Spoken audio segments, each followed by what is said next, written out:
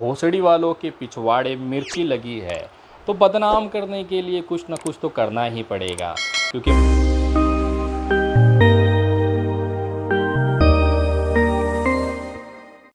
नमस्कार दोस्तों, मैं विनय दुबे मुंबई से।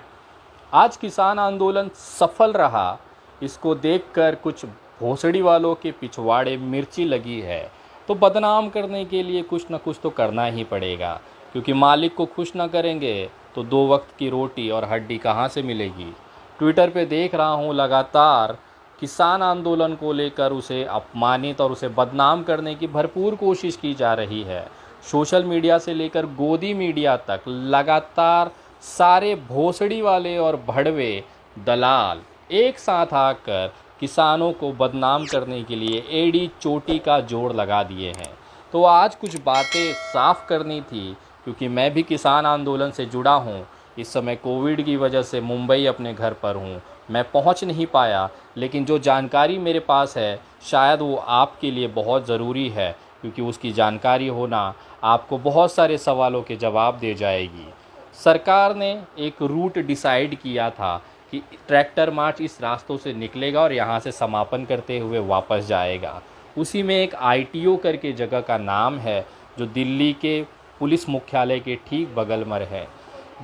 निर्धारित ये हुआ था कि किसान अपना आंदोलन करते हुए ट्रैक्टर लेके यहाँ से घुसेंगे और ITO से U-टर्न करते हुए वापस बाहर निकल जाएंगे।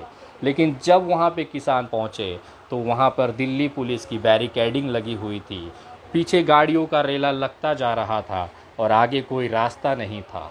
तो कहीं ना कहीं ये जो स्क्रिप्ट थी एक रात पहले भारतीय जनता पार्टी के मुख्यालय में बनाई गई थी। उनको ये तो पता था कि हमने किसानों को कहा है कि इस रास्ते आना है और वो आएंगे भी, लेकिन आगे का जो गंदी राजनीति है, एक तरह से दुनिया में किसानों को बदनाम करने के लिए जो मसाला चाहिए वो यही ITO हमें दे जाएगा। उन्होंने बैरिकेडिंग की और आगे न बढ़ने के लिए ललकारा।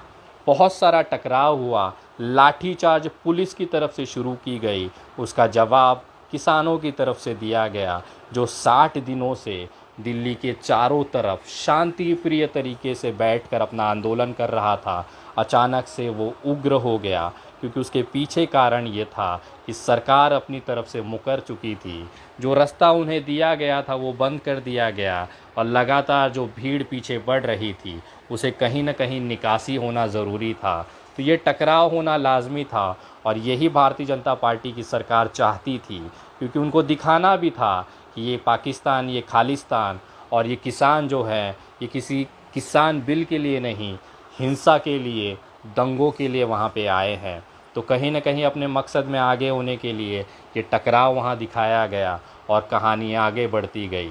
किसान कहाँ रुकने वाले थे, उन्होंने तो तय करके रखा था कि अगर पुलिस हमें रोकेगी और जो हमारा रूट है, मर्यादित जो डिसाइडेड रूट है, पुलिस का और किसानों के बीच में तय हुआ रास्ता है, उसको अगर रोकेगी तो फिर टकराव तो लाजिम था।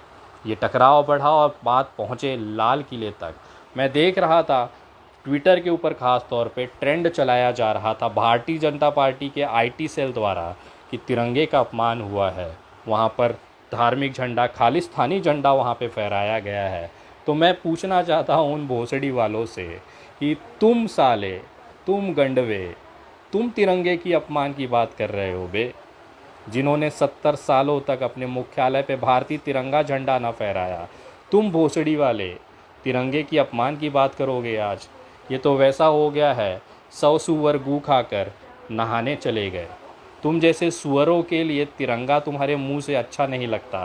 तुम भोसड़ी वाले पहले तय कर लो कि तिरंगा तुम्हारा है भी या नहीं, उसके बाद तुम अपमान और सम्मान की बात करना।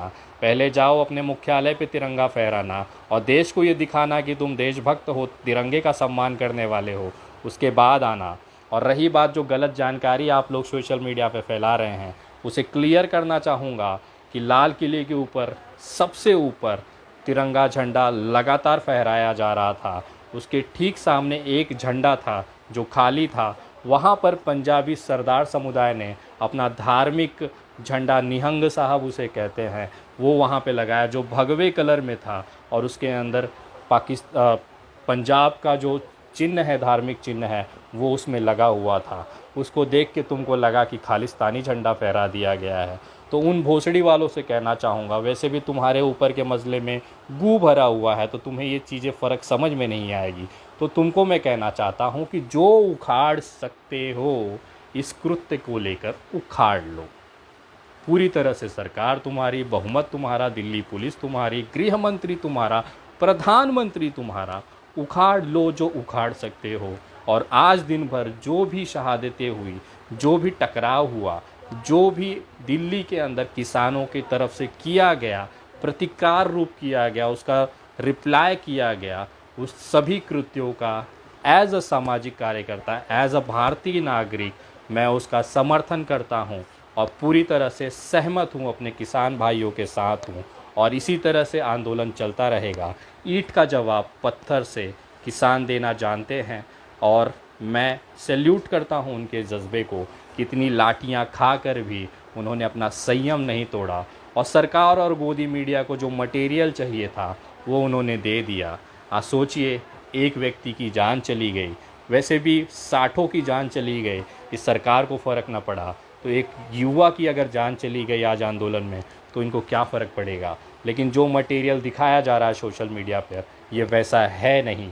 कृपया तथ्यों को जांच करें और अगर नहीं भी करना है तो घंटा फ़र्क नहीं पड़ता, आंदोलन ऐसे ही चलता रहेगा।